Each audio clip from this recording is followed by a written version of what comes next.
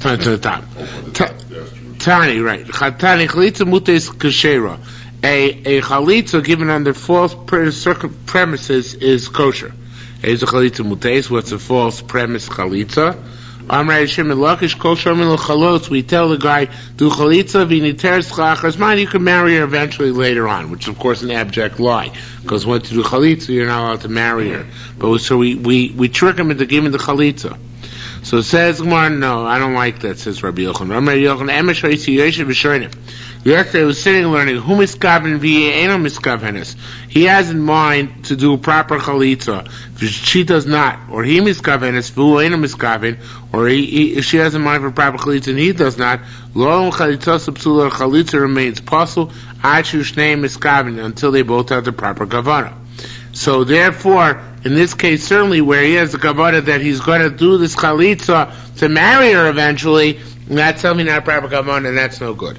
So chalitza mutes was considered to be a false premise chalitza that according to Rabbi Yochanan could still be good.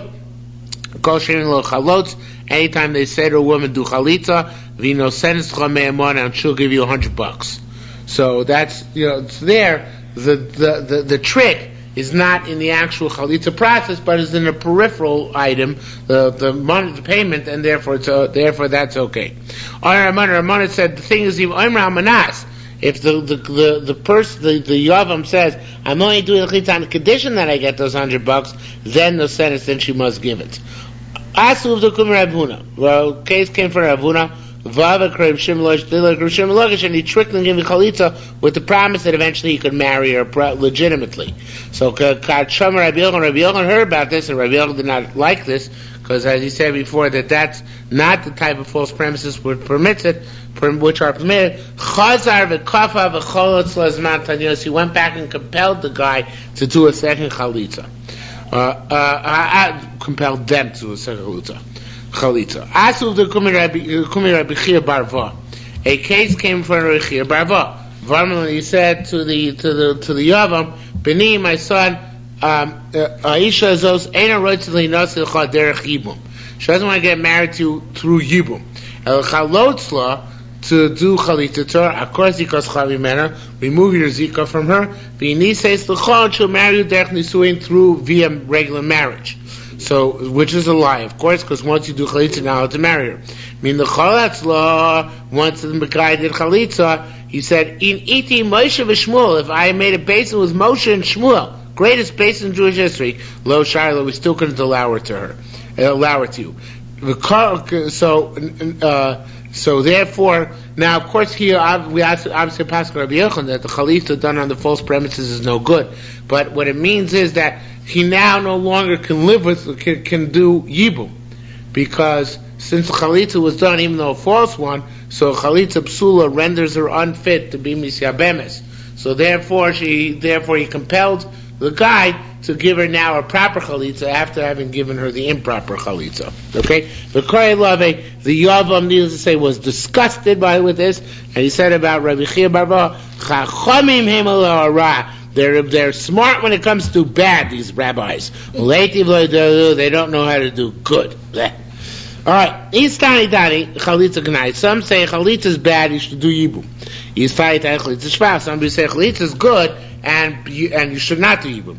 On Rav Chitzchak said, Mandamar chalitza gnai, he who says chalitza is bad, it's commission Rishonim when they still used to encourage yibum. Earlier, when people still did it l'shem shamayim for the right reasons.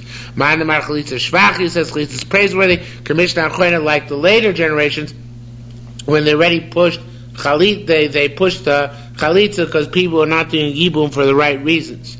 So says the Gemara, Amar Yetzer said, if you take a Kamakam Commissioner Rishoina, Kamakam Commissioner Achroina, makes no difference historically. It depends who we're talking about. It makes a difference historically. It actually is an issue rather of how to interpret the Torah. Manam chalitza gnai says chalitza is bad is aidei pogam b'davar Torah. If you do chalitza, so you're damaging a certain mitzvah in the Torah, the mitzvah of yibum, right? Yavavita b'kama. That's why the Torah says you should take a deficit. You should be denigrated. Nikrash Mo B'Yisrael, and his name is called now Beis Chalutz Hanal, the house of the removed shoe. So he's learned that when we call a guy Beis Chalutza now, that his house is the house to remove shu, it's a denigration of that individual, right? It's derogatory. Ma'al Machlitza Shvach Yot Chalitza is praiseworthy. Nemar Kan Kriya, it says over here, calling V'nemar Lohalan V'Karei Bohem Shmi. It's an amazing comparison. I don't remember this from the Bavli, not that I know Yevamos very well, but it says here that by Yaakov it says, he says to Ephraim about Menashe, Ephraim Menashe V'Yikarei Bohem Shmi V'Shem Avosai, right? They should be called by my name and the name of my fathers, Abraham and Yitzchak. So that's a praiseworthy kriya. So my kriya shnemer la'al shvach, just like by Yaakov Avinu, that kriya was a wonderful, positive kriya, right? So too, over here, it's a wonderful, positive kriya. It's an honor and a dignity and a badge of honor to be called Beis Chalutza now, which is never the way I ever learned the Chumash. I always thought it's an indignity, but it turns out that it's a badge of honor. Okay, going to be in the whole Chalitza is better. Hajlach mitzvah chalitza. Beis Shammai Yomi. Beis Shammai says, "Ein memanim ela rusos." Now we're shifting gears, leaving Yibum aside for the moment. We're doing miyun. Miyun is that's the sort of marriage. Well, that's the renouncing of the sort of marriage. When a minor girl is married off by her mother or brother as opposed to her father, she can just renounce her marriage before she reaches the age of majority. So there, the Beis Shammai puts all sorts of limitations on that. Beis Shammai she can only repudiate the marriage elarusos if she was only betrothed, but not if she was fully married to her husband, even though she was still a minor at the time. Beis Shammai arusas and asus, even if she was fully married, she could still repudiate her marriage. Beis Shammai bebal, Beis Shammai says it's only while her husband is alive, but if she's already fallen in front of for yibum, so it's already too late, she can't do miyun anymore. Beis Shammai bebal v'yavam, both so she can repudiate vis-a-vis the husband and vis-a-vis the yavam.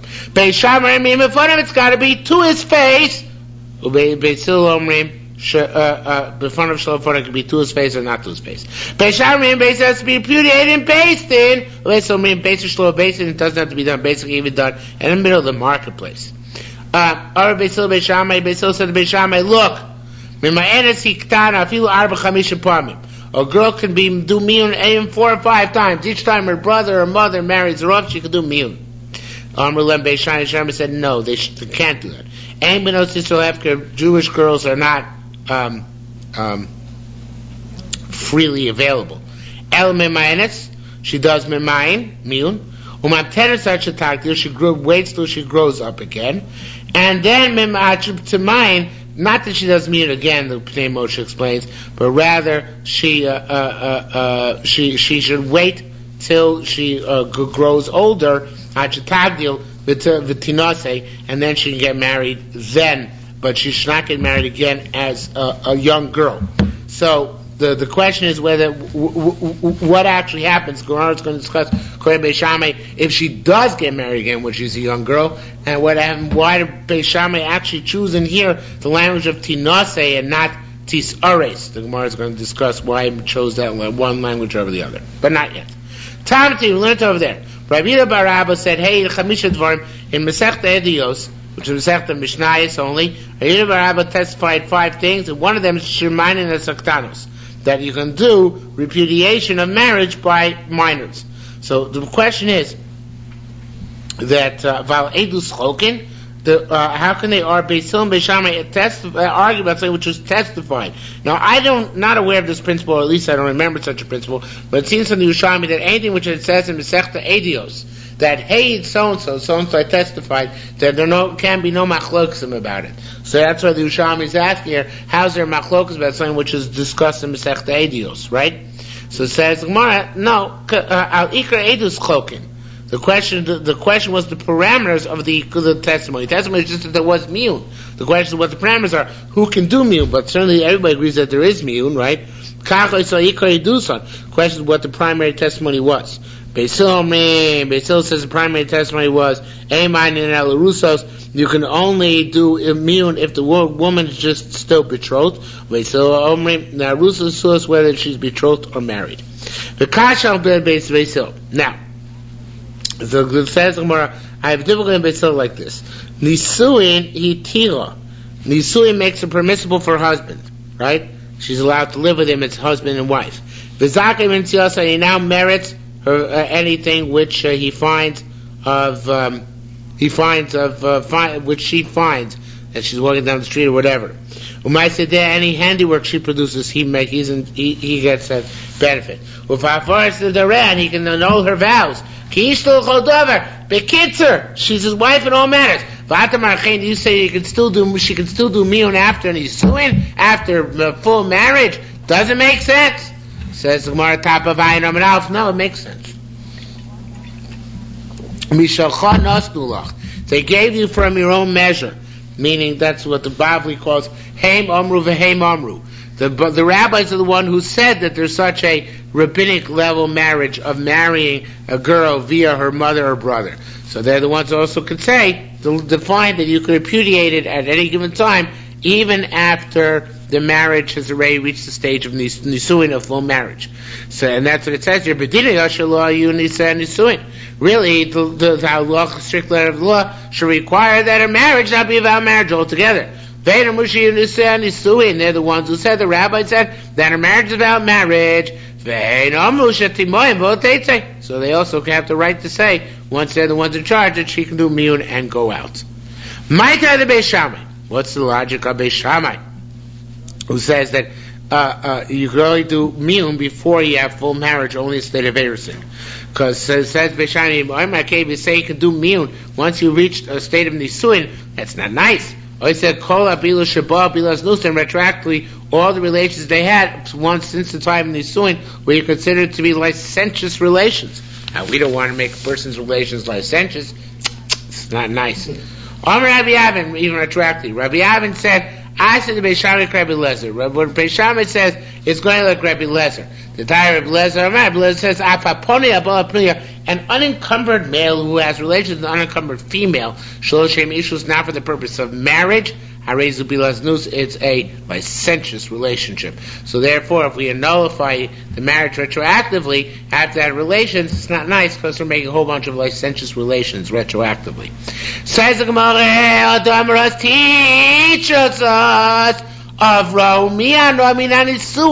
since it's only, it's not nice. We don't want to retroactively consider all of his relations as if they were licentious, fornication, stuff like that. So since it's only a not nicety, so therefore it teaches us that Avra Miyana Nesuin, if she transgresses and does do Miyan from full-blown marriage, Al de Beis Shammai, going to Beis Shammai, so then the question is what the proper girsa is here.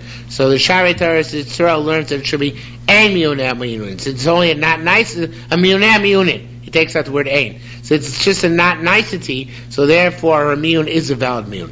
But it's not necessary to learn that way. Although later on we're going to actually learn that there is such opinion, that even Beis Shammai who says you shouldn't do miyun after marriage, after full-blown marriage, holds to be the it's okay. It's possible to say that because of ein adam also bilas nus, so therefore, since that is a very high value, and therefore we do not allow miyun to take place once they had relations, because of not making the licentious relations.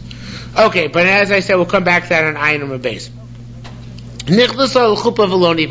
So this is where let's assume whether you can't do miyun after marriage or not. What happens if she went into the chuppah v'lo nivala, but she hasn't yet had relations with her husband? Mat avala, at that point can she do miyun? Karusa kenasua. Issue like the Aruso could still do miyun because there never was any relations between the two of them yet, because they only went into the chuppah, they didn't actually have relations yet? Or do I say no, that since she could have had relations already, so therefore it's too late, and therefore we don't allow miyun anymore according to Beis Shammai? Similarly, the opposite question. Arusa should be Yehuda. The fiancés in Yehuda, where there was some hanky-panky which used to go on between the betrothal and the marriage, right? So what do you do there? Shalibo Gasro, they were overly familiar. Mat Avala, what status do we give the woman? Karusa, is she given the status of a regular woman who's only betrothed, not married, who's not having relations, and therefore she can do miyun? Or do I say that since in Yehuda they had hanky-panky, so therefore can sue her, she's fully married, then therefore she cannot do miyun anymore according to Beis Shammai? Now, we don't answer either of these questions. We go on and we say, Nires Shalolamayim. What happens if she already was in a situation that she was able to, she was not able to be Mimayim? Well, I forgot what the case is. Moshe explains. Where is it? Yeah. The case is like this. She was married already one time by her father. Okay, this is a very important thing because it's going to come up several times again. She was married by her father. And if she's married off by her father, then there's no miyun, because if she's married off by her father, that's a Torah level kiddushin. The Torah level kiddushin, no miyun is real possible. She has to get a get. So let's say she's married by her father, and then she got a get.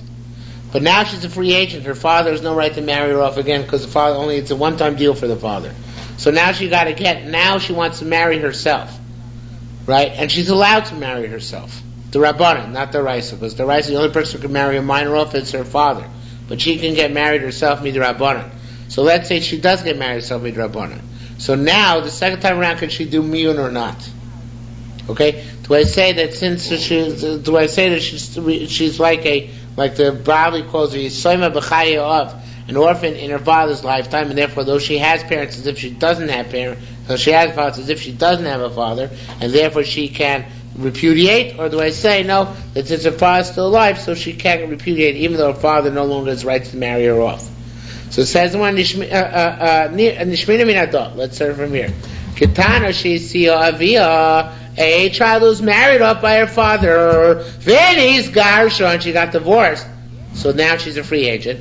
When she went and married herself off,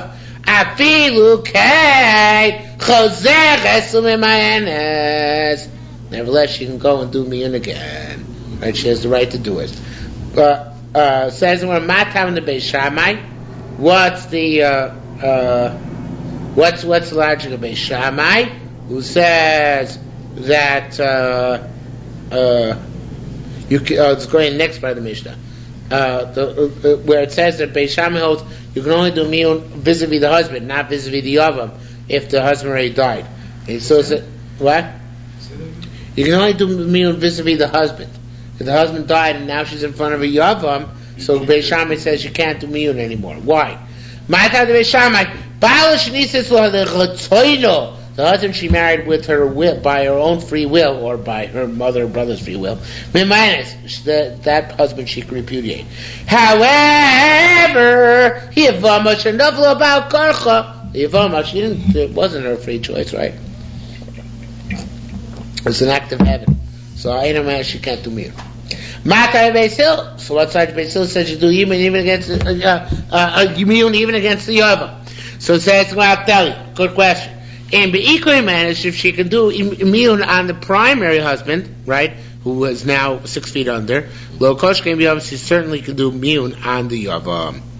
Rabbi Elchamar mima'enes hi b'yavam lakor zikas hametz. Right, she can do miyun on her yavam to uproot. By the way, truth and honesty, truth in advertising. This entire next sugya till Amud Beis was already previously in the first parak, halacha Beis, with some slight but significant differences.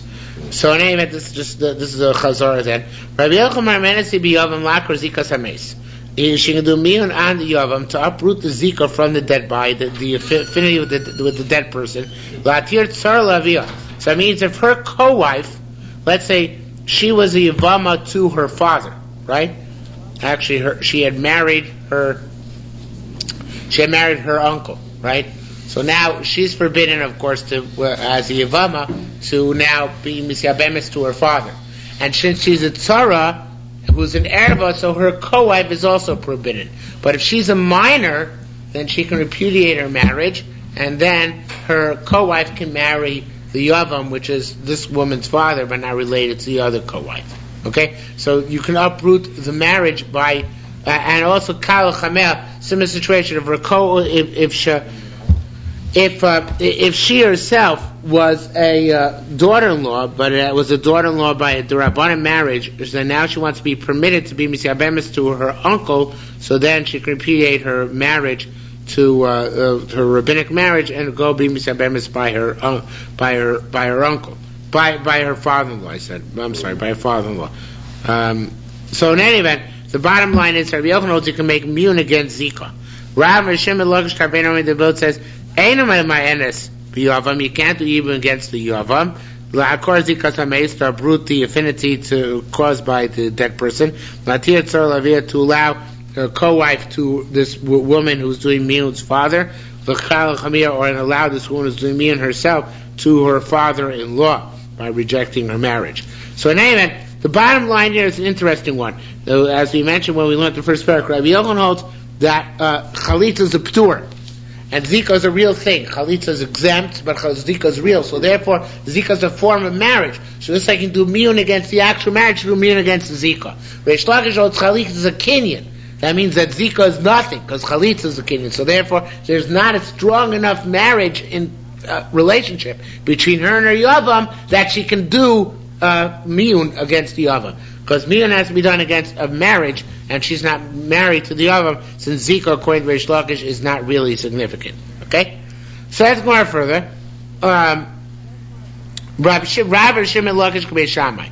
Oh, it's a question. Rav Shimon Lakish K'bei Shammai, the Beit Shammai Babal. Our question is, if that's the case, Rav Shimon Lakish is going like Beit Shammai. Because Beit Shammai says you can only do miyun while your husband's alive, but not to the yavam. Says Marno. Monica, what are we talking about? If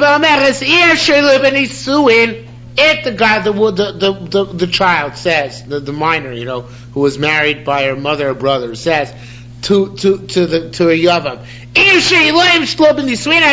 don't want to marry to you, you rotten fink. And lo, and I don't want to marry to your dead brother either. Everybody agrees. She cares that uproots the marriage. Okay? But the marriage and the yibum. Even Reish Lakish and Rav agree that. Right? No question. Ella kenukim. Our question's like this. About marriage, she says, if she benisuin. It just says, I don't want to be married. So what does she mean by that? The argument is actually, how do we patch that up? How do we explain it? Rabbi Yochanan says it's ke'omer. It's like she says, Im sheben nisuech, I don't want to be married to you, v'lo nisuech, not to your deceased brother, and therefore it's a valid miyun. They both say call marriage as if she say, if she nisuech, I don't want to be married to you, you stinker. But your dear departed brother who I loved so much, rotzani to him I want to be married. So therefore, that's not valid, because if she wants to do miyun now, she's doing it against the currently existing affinity, which was only to the live brother-in-law, not to her dead husband. Okay? The following brisa seems to argue Rabbi Yochanan. It says, V'kulei mesu, actually I think it's a Mishnah, but whatever it is, Mishnah brisa, it says, V'kulei mesu amiyanu, all these women, if they died, or they repudiated the marriages, or nizgarshu, got divorced, or shnimsa alanis, they're found to be alanis, so saying their co-wives are mutaras, are allowed to undergo yibum. Nizgarshu, so it says more, let's analyze this. It says, Nizgarshu, who divorces a woman, right? It says if the co-wife got divorced, so then you're allowed to yibum on the second one. So who divorces? Lo menu is not that divorce is from a live husband. There ain't no divorce from a dead husband, right? Who kavasa miyanu must be miyun also from the live husband. So it must be you can't do miyun after the death of your husband, even if you're zokuk liyava. Says Mara Tanya Rabbi Chizkiah said, Tanya Rabbi Chizkiah came.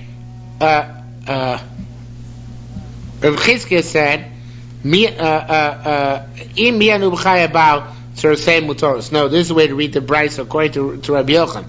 If they do miyun while their husband's still alive, then their co-wives are permitted to the yavam, because they themselves now retroactively cancel their marriage. Lachamis is about, if however they repudiate the original marriage after the husband died, so that's the question whether it works, and the co-wife has to undo chalitza, not yibum. Rabbi Yudan avoid Rabbi Tanya. Rabbi Yudan father Rabbi Tanya said, "Tipater shemesu." We can talk about, say the case about a case where the Yevamos Yevamos died, v'lo mianu, and they didn't do miyun. The Masnisa Amara, this price is saying, Kol ha'yachol mine, anytime she could have done miyun, v'lo mianu, and she didn't do miyun, umesa, and then she dies, so rasa choletes v'lo misyabemes, the kohav gets chalitza, not yibu. So it could be enechanami. The truth is, it could be that this price holds that were the woman, the girl, who's susceptible to miyun, to survive long enough to do miyun, even against her yavam, then it undermines the entire relationship. Here it's about a case where she dropped dead prior to capacity to do miyun against the yavam, and that's why in that case it's a question. Well, it's not a question. She was at least to Rabbanan married. She was to Rabbanan married to the guy to this guy. So therefore, her co-wife goes out and is not misyabemis, but she needs, of course, chalitza because it's only rabbinic prohibition, not a Torah prohibition. Okay? Says Amar Vidumi. Vidumi said, top I know this. Afilu temer b'kayemes. He didn't even say something about where the minor a wife of the first husband is still alive after her husband's death and is waiting around for Yova. Tipater's a cool case. He says to understand it's something about she'ein sham Yovam acher elo aviyah. Interesting thing. There are two women who are tsaros, right? And one of them.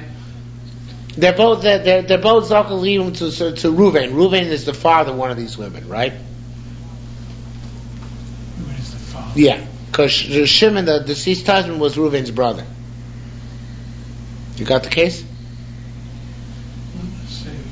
Reuven and Shimon are brothers. Yeah. Shimon married Reuven's daughter. Okay. And another wife. Now Shimon kicks the bucket, right? Okay. So can Reuven's daughter renounce her minor's marriage to Shimon and free up her co-wife to be misyabemis by her father Reuven? Oh. No.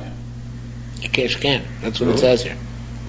Sheicham Yavam El Aviyah. That's a case where even though normally Beis Hillel holds that you can do miyun against the Yavam, but not in this case. Can you figure out why? I'm not going to make you work that hard. There, Sameach says, you know why? He says because in order to do yibu, in order to do miyun, there's got to be either ishus, marriage, or zika to repudiate. But if the father is the yavam, there ain't no zika. So therefore, she doesn't have what to repudiate. So it's too late. It's over already. She can't repudiate her original marriage, and it exists. And therefore, the co-wife has got dedicated chalitza, not yibum. Okay, there's another reason why you have a case that even according to Beis Hillel that you can repudiate the yavam, you still sometimes have to. Sometimes it's too late. Okay, says the Gemara, Rabbi Yoina Amar. This is going back to the Mishnah. Actually, it's not even going back to the Mishnah. It's going back to an irrelevant discussion, which is just brought down here, Derech Hagav. It says in the first parak, it talks about when your co-wife is found to be an islandess, right? The co-wife of the deceased is found to be an islandess, so then she exempts the other co-wife from. No, the other way. If one of the co-wives is found to be an islandess, so the other wife is allowed to be misyabemis. But since the marriage to the islandess, the barren woman was so not valid, so therefore the Yevama is not considered the other co-wife, the Tzara is not considered to be a Tzaras Erva, and she can undergo Yibum, okay? That's only if what preceded, only what preceded was Erusin.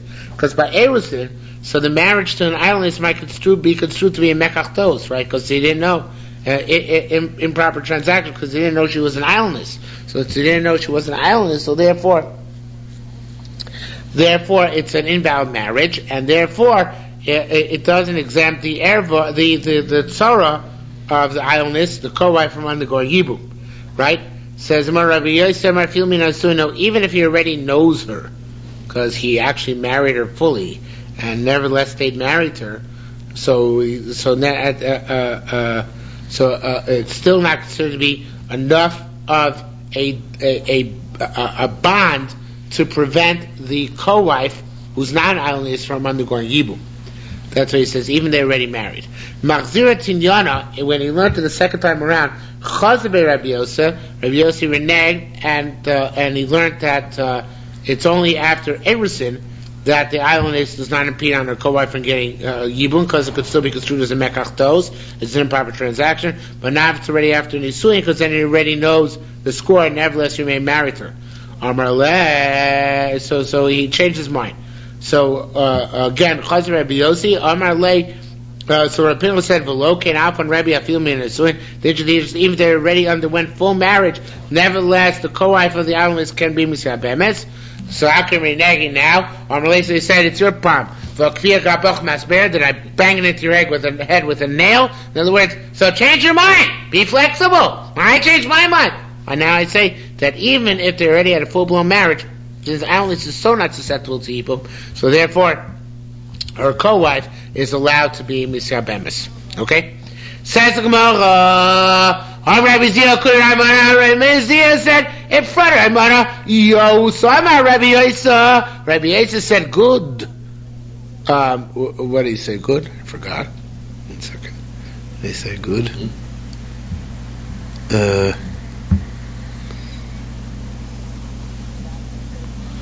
About this case of, about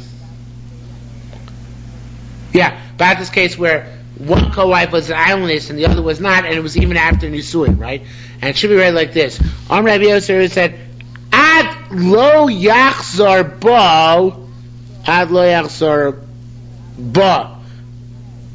Had he not reneged, in other words, he shouldn't have reneged. He was right that the first time when he said that once they reach full-blown marriage, so then already the islandess is considered to be the true wife of the deceased husband, and therefore his co-wife cannot undergo yibum. Okay? But if it's a mekach tos, then it's not really marriage. Yeah, but once they got past Nisuin and he kept her, so it's not a mekach tos.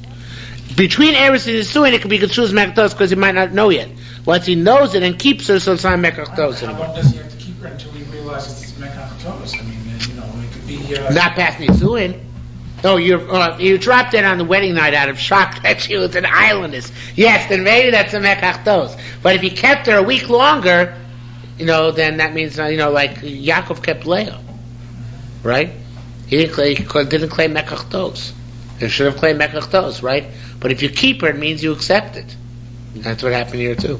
So she was this is actually fast now, the clock. It's only 10 o'clock, right? Yeah. No, they made it. Yeah, it's almost 10 o'clock. Okay. So in any event, is anybody who didn't daven Marv tonight? Didn't daven? Oh. Okay. So it says more. So again, he says it was better once she's married. It's not mekach tos anymore. It's only up to marriage. Of course, a reasonable time after marriage, and therefore, once they're fully married to the islandess does exempt the co-wife from yibum. Okay, it's not relevant at all to our discussion here. Just out of a continuation of the sugya which we're quoting from the first parak. Now says more further. Ilubitum in asuin. This is the logic to underline that. Ilubitum in asuin below islandess. If you have actually it's a question, issue, discussing this. I got a question on you, he says. If you're a daughter, so she exempts the co-wife from undergoing yibum or chalitza, right? Just because she's also an islandess, that automatically renders the tzara permitted. In other words, his argument is that if after Nisuin he's still keeping this woman around, even though she's an islandess, it's a valid marriage.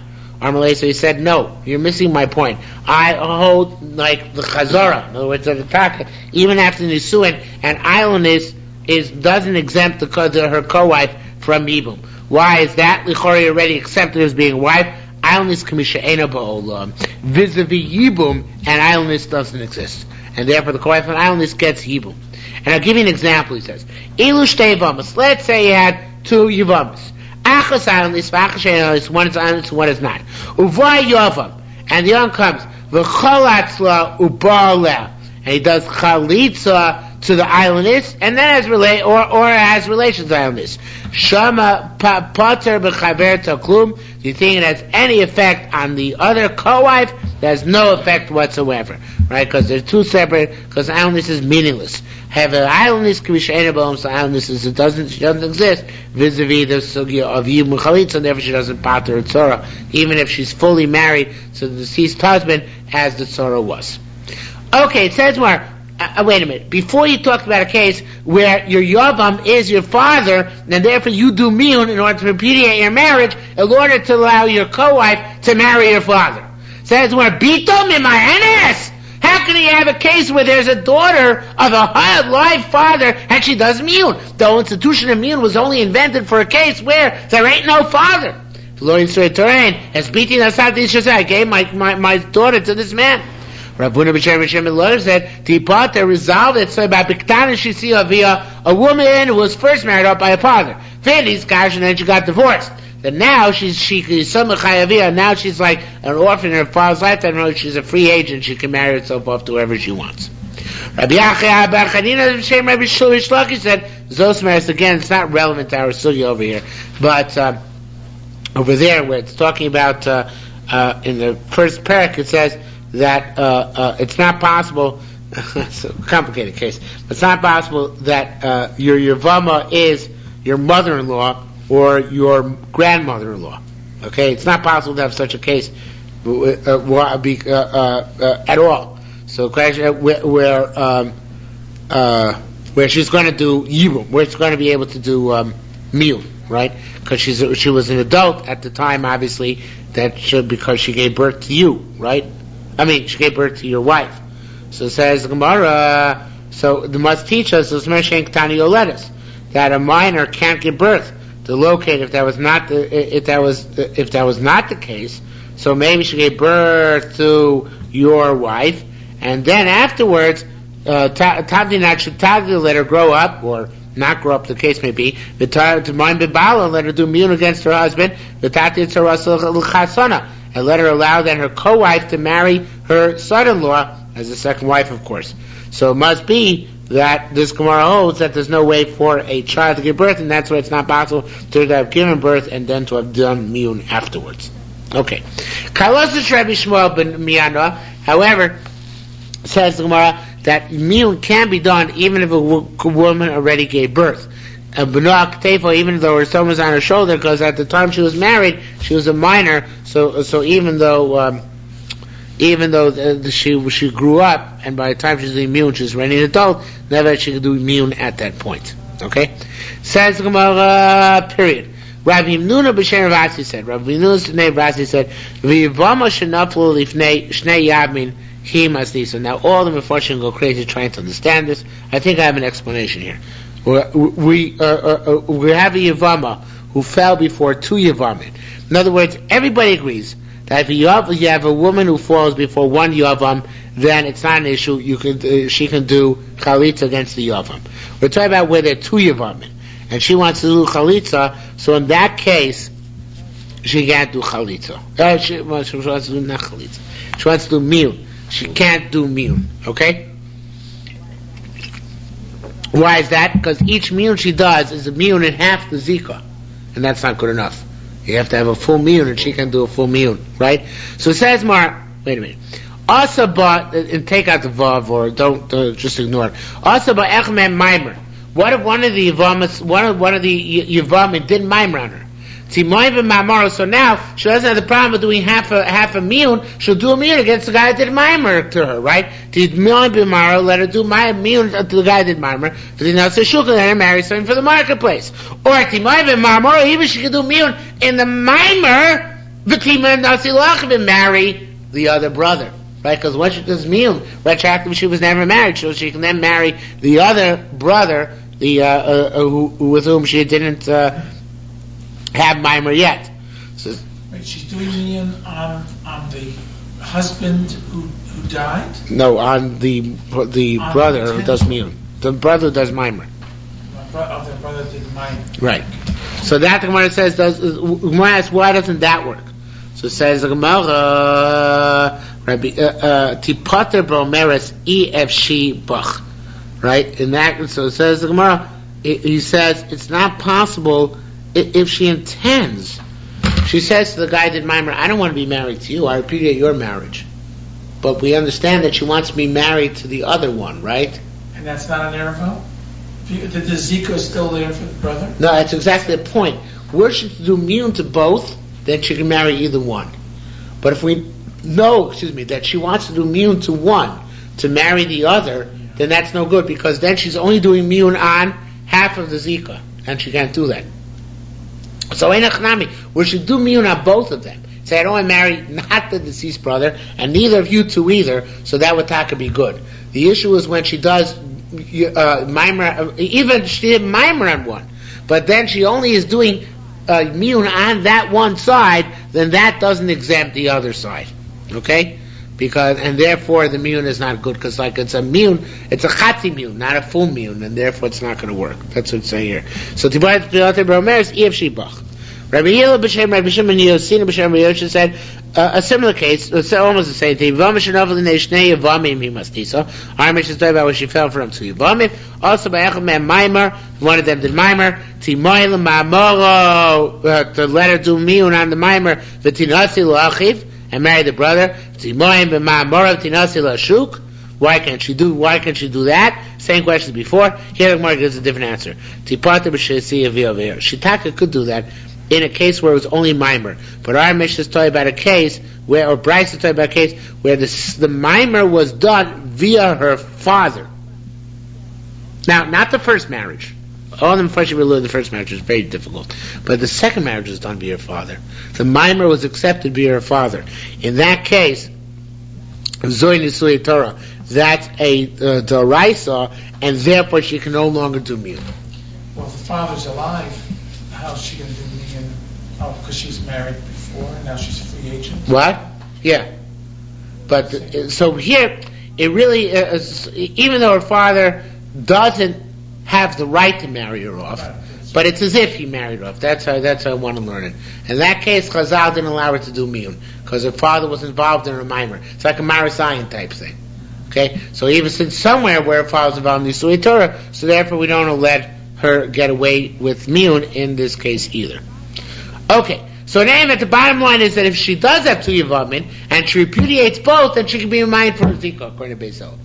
And that's our Mishnah, that she can be in Mayan Zika with a solo, or even double. The case which says you can't do miyun, the Bright which says you can't do miyun on a Yevama, it's to on a Yevam as if she has two Yevamim, and she wants to do Yibum miyun on one and not the other, that she can't do, even if she got Maimer from one. The reason that is because one of two, either because ain't miyun l'chati zika, she can't do miyun on only half the zika, which means one and not the other, or because it's talking about a case where the Maimer was accepted by her father, and it looks like a Doraisa marriage, and therefore she cannot do miyun in that case.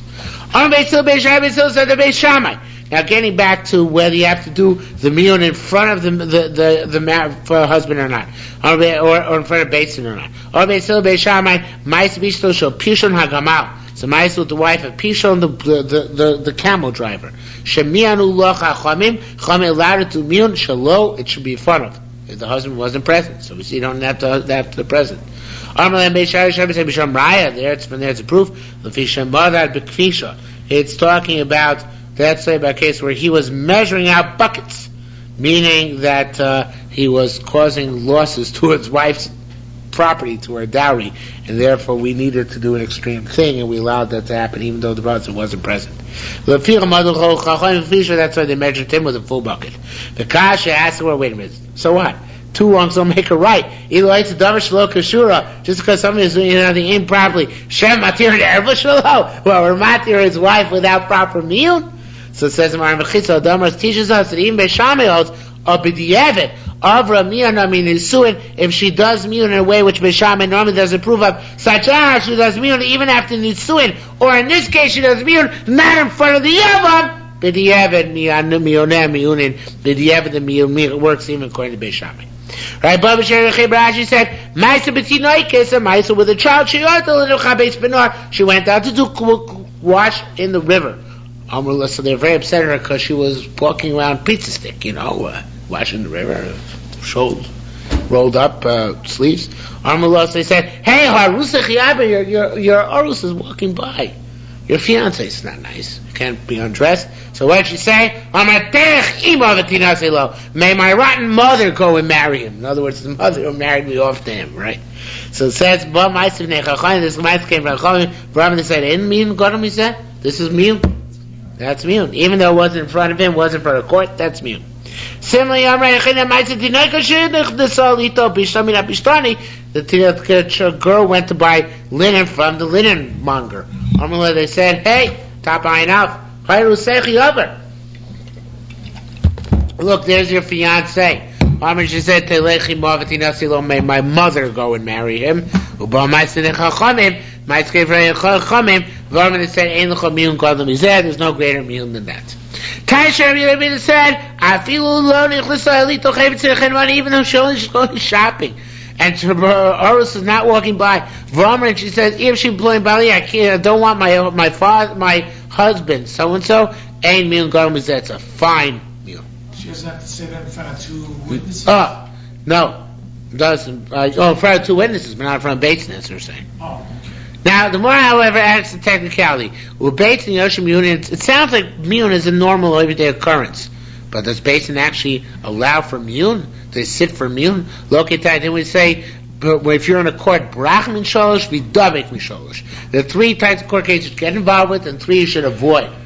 Hidabek, you should try and engage in chalitza, heter nedarim, right, annulling vows, uvava sholom, and bringing peace between husband and wife. Ubrach, and run away, mina miyunin, because they're afraid later on she's going to regret it. Umliosariv, and never be a guarantor on a loan. And because milios ba'al pikadon, and never take an object for safekeeping. Amrishim Barbo, you know why? Leishma pikadon's name is not object for safekeeping, ella should be puk dain, come to court. Because no good can ever come of borrowing objects, even for safeguarding. They might eventually end up in court. So we see that Amr B'Yachin, getting back to not being guarantor. Amr B'Yachin B'ni, if you become a guarantor for your friend, and the rest of the pasuk not brought down here, but it says in the end of the pasuk, it says you have stumbled badly, so never accept to be a guarantor. Now, based on Yoshim Miyun, so again, the Gemara asks, so where do we ever have basin sitting for miyun? So it says they're involved in something else. Vasu the command, and the girl came and chapped the Rhine and came in front of court. So that's a case where you can have a court sitting in miyun, which of course Kol Misham is necessary. But still says you can't do miyun outside of court, but Beit Shammai says you need to sit in court, and they're sitting in court array for something else. Okay, getting back to the Mishnah. Kimas thesis, the Mishnah said, the Tinemoyim boat said the end of the Mishnah she does miyun on her husband, the Tinase, and then she waits and she gets married to somebody else. Marries Tinase, Hotisari is low. Sounds like you can't get engaged, fianced, betrothed. Why not? Must be a dumber as much as us. Avra miyana miyanisuin out the Beit Shammai miyunin. Now, must mean that really she doesn't have to get married, fully married. She get betrothed, right? Of course, once you repudiate marriage, you're going to get betrothed to somebody else. Why does she have to get married? So as much teachers coming to teach us a drasha, that even if she got remarried fully, she could still do another miyun. And that's what Beit Shammai says, in order to prevent the wedding happening, don't let her get remarried at all until she becomes an adult.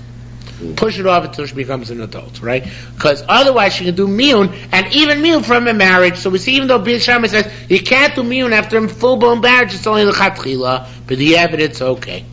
Rabbi Asher says to Mishnah telling us something else. It's telling us you want to prevent her from doing another miyun, wait till she can make her fully married. You know why?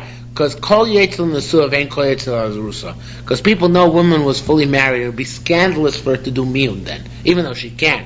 It's not so scandalous for her to do miyun after erusin. A woman can lie and said I was never affianced. Woman can't lie. It's harder to hide, and say you were never married or never nizuin. Alright, we're going to go a couple of minutes weiter. Because we started a little bit late. Ezi Ktana. What's a Ktana she tzich l'mayin? Who should be that she can do miyun? Her mother or brother married off with her agreement. His shiur shalomi daita, what if they married off and she was kicking and screaming all the way down to the chuppah, and it's a chalamayim. She doesn't have to do meal. It's not about marriage. Rabbi China ben Tigris Omer, Kolti Noikas, who was married off, she was married off so young, she doesn't even know how to keep the ring on her finger, and it's a chalamayim. She doesn't have to do meal. Rabbi Lezer Omer, Ein Maisa K'tan El Kemefuta. Even if it is a marriage, the Maisa K'tan is only as if she's seduced. Bas Yisrael Kohen, she's a Bas Yisrael married off the Kohen, Lo Tocha B'Tshuvah, she can't eat Truma. Bas Kohen Yisrael, she's a Bas Kohen who's married to Yisrael, she Tocha B'Tshuvah, she can't eat Truma. So in other words, even though he holds you need miyun, but don't regard it as a full marriage, don't make that mistake. Ezu L'daita, what's considered to be L'daita? Of a Laganon, if you make her a chuppah, or Mabishin La Kuzmir, and you put on jewelry, or Makrin L'Gvar, you say you're going to get married to a man. But the Korbaneh says, what if you put on her jewelry and took her to the chuppah and didn't tell her about the man? Then she doesn't need miyun, because she didn't consent. So you need even a little bit of consent by this girl. Okay? As for Machu, looking at the Chanina ben Antigus, the Arba Chanina ben Antigus, says Gemara, yes. Mimad Amar B'Yochanan B'Yochanan said, Eizik Ktana, it should be a Cholel Lizkarish. What's a Ktana who can get divorced? How old should this be? Anytime you give her a get and something else, and she can produce it later on, that means she's old enough to get divorced. Now, again, Ephraim says, based on the Bavli, he says that the Rabbi Yochanan says, holds you can get married to, for the purposes of miyun, when you're younger than the age at which you get divorced. But you have to be even older if you're a woman on your own, a minor on your own, who's getting married. So you only get married to Rabbanan when you're a little bit older than that. So the youngest age of marriage for a girl is, of course, if her father's married her off, it's from a day old. If her mother and brother married her off, they get married off, that's the next stage. For her to be old enough to get divorced means she has to be able to watch her get, that's the next stage. For her to be old enough to marry herself on her own, the Rabbanan, that's the next stage, right? So it's 3 stages. And that's what Rabbi Yochanan says here. So that argues on Rabbi Chia bar Abba, because Rabbi Chia says, Chanina ben Tignos. So Chanina says she can only get married for the purposes of miyun when she's at the age where she can also marry herself off, which is a higher age, right? So it must be, if Rabbi Yochanan is saying that there's an age at which she can get divorced, right, which is a younger age, of course, than the age she can marry herself off, and and by that time she get divorced, and it must be that he has more gradations than Chanina ben Tignos does, and Mistami also argues and holds that miyun can take place at a younger age as well. Okay? Rabbi Lezer ein ma'aseh ktana klum. That which is done by ktana does not valid at all. And Ozakalum Tzios means not a marriage. He doesn't get anything she finds. Lo ma'aseh nor any handiwork. Lo afren daran, you can't annul her vows. As if it's not his wife at all. But miyun is required. Rabbi Shomer, no. It's a rabbinic marriage. Zakem Tzios, anything she finds, he keeps. Any handiwork. And so she can annul her vows. As if it's his wife. The only thing is that it's not his wife, and that she can repudiate the marriage. Rabbi Shua said, I went through all the logic of the rabbis. I didn't find a person whose logic makes sense by Ktana, except for what Rabbi Lezer said, which makes sense, which is that a Ktana can't get married. It should be Yitzis Men Miyunin. The only thing which he said is that you require Miyun, but it makes sense to say that it's not a marriage at all. Rabbi Lezer's mother pushed him to marry his niece, who was an orphan. He didn't want to do it. Rabbi Lezer said, "Biti l'chinasi, biti l'chinasi." It's also brought down the Bavli. He said, "Go marry somebody else. I don't want to marry you." Now, but his niece told him, "No, I would rather be your maidservant than anybody else's wife." So he was forced to marry her. But she was a minor who had no father. So even though he married her, consistent with the Shita, it's not a true marriage. V'lo hikira Ad Shivir Shtei Saras, he did not have actual relations with her until she had 2 hairs. Okay, we'll stop here for tonight.